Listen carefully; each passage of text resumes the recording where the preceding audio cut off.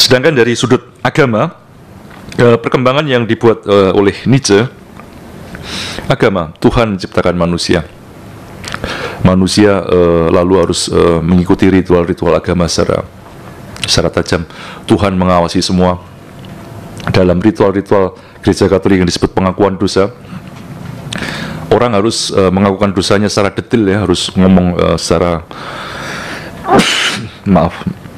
orang harus ngomong secara spesifik kesalahan-kesalahan apa yang dia buat supaya penitensi atau hukumannya juga menjadi jelas begitu ya. Misalnya, Romo, saya mau mengaku dosa karena saya mencuri gitu ya. Mencuri apa begitu ya. Apakah hanya mencuri ayam atau mencuri uang rakyat begitu ya. Kalau ayam berapa ekor begitu ya. Jantan atau betina begitu ya. Jadi ditanyain secara kecil-kecil secara mendetail. Tuhan menjadi figur yang sangat moral.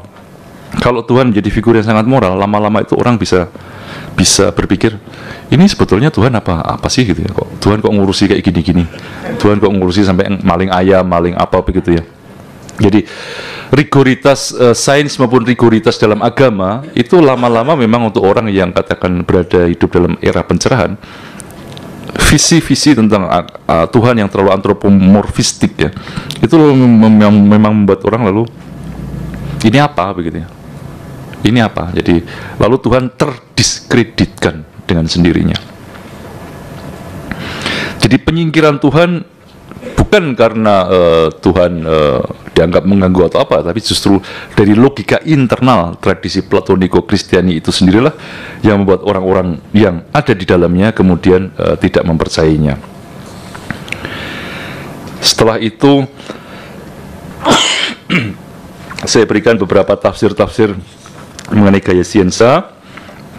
Jadi misalnya ada orang seperti Khairul Arifin yang mengutip Fuad Hasan, saya kira menunjukkan bahwa Nietzsche adalah seorang antropolog triumfalistik begitu ya, seolah kematian Tuhan adalah syarat mutlak ya, supaya manusia bisa hidup, supaya Ubermensch bisa hidup ya. Tentu ini tafsir yang melalaikan nada-nada justru pesimis ya, nada-nada resah yang kita baca dari teks itu. Atau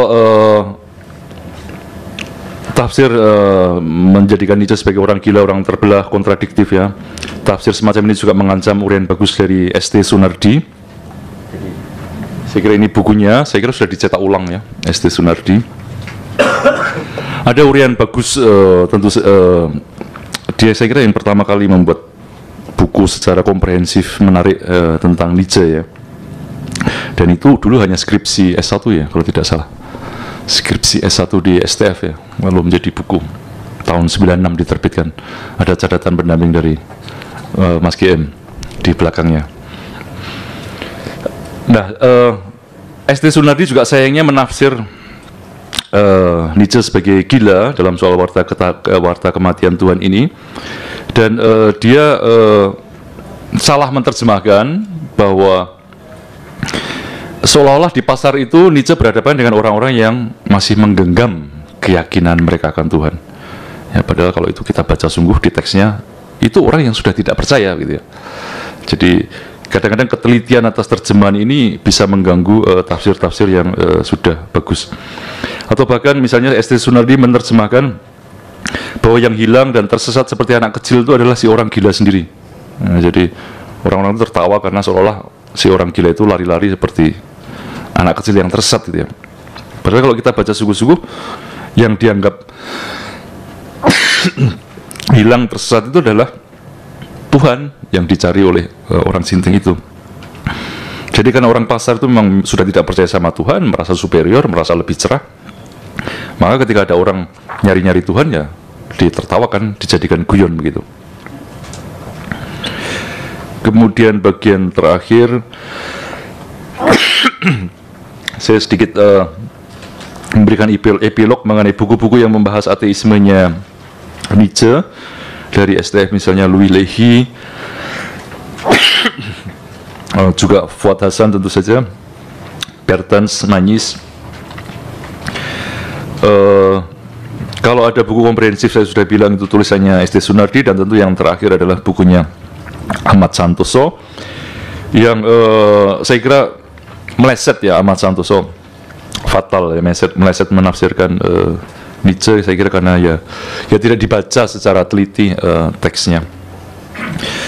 Mengikuti dan mengekstremkan S.T. Sunardi, Ahmad Santoso mengatakan bahwa pemikiran Nietzsche itu seperti bulldozer. Nah ini Nietzsche siapa? S.T. Sunardi juga bicara begitu. S.T. Sunardi hanya mengatakan pemikiran Nietzsche itu seperti martil ya. Nah Ahmad Santoso diekstremkan bulldozer begitu ya. Artinya filsafat Nietzsche itu diumpamakan seperti palu godam, bulldozernya Satpol PP itu ya, yang menghancurkan rumah-rumah penduduk itu. Namun problem besar lalu muncul di situ karena baik S.T. Sunardi maupun Ahmad Santoso setelah berbicara mengenai bulldozer dan martil, di tempat lain mereka mengatakan bahwa pemikiran Nietzsche itu estetis. Nah ini kan pusing nih. Nah, untuk menemukan dimensi estetis dari bulldozer ini kan agak mikirnya rada jauh banget begitu kan, martil ya yang dipegang kuli-kuli untuk menghantam gitu, estetis ya dari mana gitu. Kalau ini akan bisa dijembatani, dipahami dengan lebih tenang kalau palu yang dimaksud Nietzsche ya untuk menghancurkan tuhan-tuhan begitu adalah garpu tala ya, palu yang dipakai para musikus untuk menyetem musik, untuk mengetahui adanya nada sumbang ya, untuk melakukan genealogi ya, untuk sounding, melihat ada apa sih di balik ini, senarnya kendor gitu ya, kenapa suaranya sumbang. Palunya Nietzsche yang kecil juga mungkin bisa kita artikan seperti palu kecil yang dipakai dokter ya, untuk mengetuk lutut atau untuk mengetuk rongga dada Anda ya, untuk mendiagnosis ya, di balik ini ada apa. Kalau kita menafsir seperti itu, lalu tentu estetika lebih jalan ya, lebih match ya, dimasukkan ke palunya Nietzsche adalah palu yang estetis ya. Filsafatnya Nietzsche adalah filsafat yang estetis, dan ini juga sesuai dengan klaim-klaim Nietzsche sendiri mengenai tabib, mengenai seorang psikolog ya, orang yang berusaha melihat kedalaman di balik ide mengenai sains, kebenaran sains maupun kebenaran Tuhan. Itu saya sudah berbicara cukup panjang lebar, saya akhiri sampai sekian. Silahkan kalau sekarang waktunya untuk berdiskusi, untuk tanya jawab.